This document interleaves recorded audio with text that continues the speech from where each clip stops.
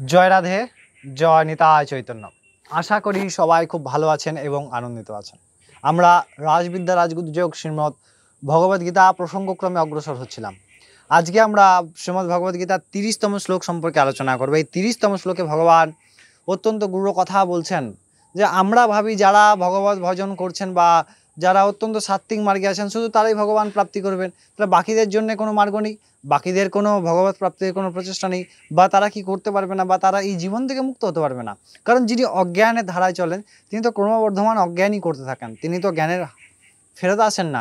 এবার সেই সমস্ত অজ্ঞানী যারা অসৎ পথে চলছেন বা অনেক প্রকার পাপ করে ফেলেছেন, এমন সব থেকে খতরনাক মানে সর্বপ্রকার পাপে সিদ্ধহস্ত করেছেন, বলছে তেমন লোক কি ভগবত প্রাপ্তি করতে পারে বা ভগবত বোধ করতে পারে? ভগবান এই 30তম শ্লোকে রাজবিদ্যা রাজযোগে বলছেন যে তারাও কি ভগবান প্রাপ্তি করতে পারে, কারা এই ভগবানকে প্রাপ্তি করার যোগ্য। আমরা সেই প্রসঙ্গে আস্বাদন করবো। চলুন প্রথমে আমরা শ্লোকটি শুনি। ভগবান 30তম শ্লোকে বলছিল অর্জুনকে, অপিচেত সুদুরাচার ভজতে মাম অনন্যভাগ সাধুরেব সা মন্তব্যা সম্যগ্যাবশিতো হিসা। ভগবান বলছেন অপিচেত সুদুরাচার ভজতে মাম অনন্য ভাব। বলছে অপিচেত সুদুরাচার, দুরাচারী মানে সর্বপ্রকার শ্রেষ্ঠ দুরাচারী, সর্বপ্রকার পাপ করে ফেলেছেন, মানে এমন কোনো পাপ নেই যে তিনি করতে বাকি রাখেননি।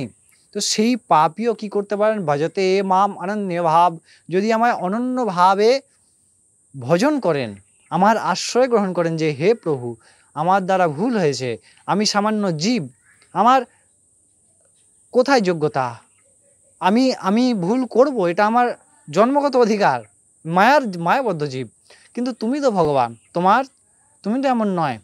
তাই ভগবান বলছেন এই বিষয়টা ঠিক যে অপিচেত সুদরাচর ভজতে মাম অনন্য ভাব। তারপরে কি বলছেন?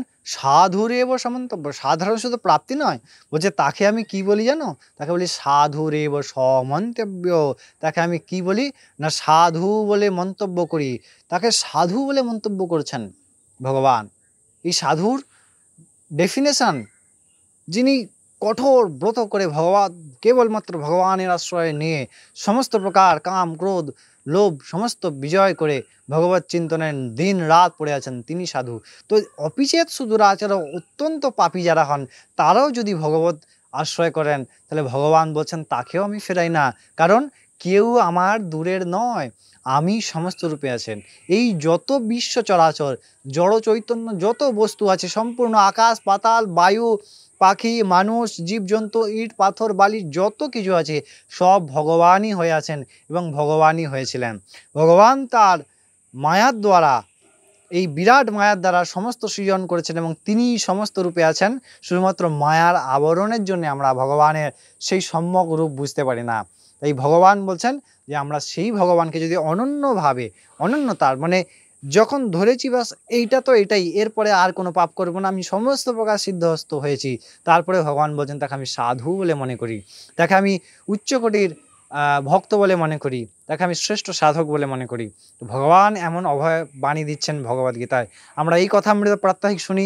আমাদের নির্ভয় হয়ে ভগবত চরণে অর্পিত হওয়া প্রয়োজন। নির্ভয় হয়ে ভগবানেরকে বোধ করা, ভগবানকে প্রাপ্তি করা আমাদের বিরাট কিছু বিশেষ ব্যাপার নয়, আমরা সাধারণভাবেই করতে পারি তার করুণায় গুরুচরণ আশ্রয় করে। অনেক ভালো থাকবেন, সুস্থ থাকবেন।